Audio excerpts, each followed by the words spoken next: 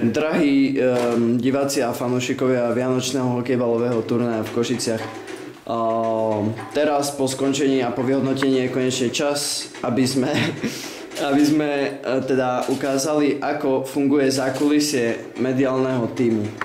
Takže pri tomto počítači, ktorý tu má normálne aj bedňu, na tomto sa striha video, fakt super video.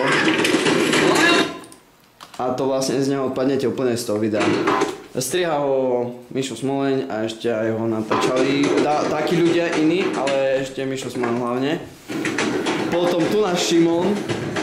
Šimon okrem toho, že fotí sám seba, tak fotí aj zápasy a tu na tomto notebooku spracováva fotky, nahadzuje fotky, vymazáva fotky. Tento špeciálny notebook, to je notebook, pretože by sme tu mali aj dačo malé, nielen všetko veľké. Tento notebook, neviem presne na čo tu je, ale asi preto, že by sme tu mali čo najviac notebookov. Toto je Gabo, ktorý robil všetko, čo sme mu povedali. Takže veľmi užitočná osoba. No tu na tento notebook, to je brutálne dielo, takže na ňom sa robila jedna taká špeciálna grafická, ako by si to nazval, Mišo? To prestrelené VHTčko. Titulky. Dobre, povedzme, že titulky brutálne graficky premakané sa robili na tomto počítači a okrem toho sa tu ešte občas robili štatistiky. Tu sú záznamy zo všetkých zápasov, cez všetky tieto sme sa prehrabávali, prepisovali sme všetko, kto dal koľko golov, asistencií, koľko krokov prebehol a tak podobne.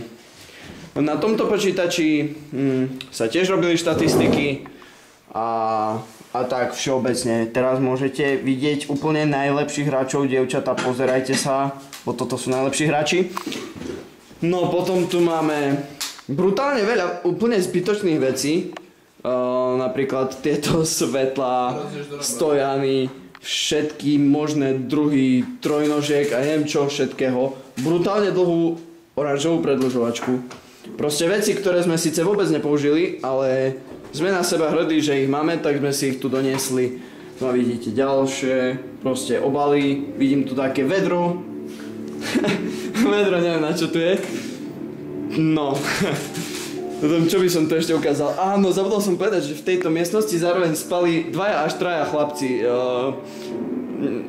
To, čo záviselo od toho, že aký bol deň.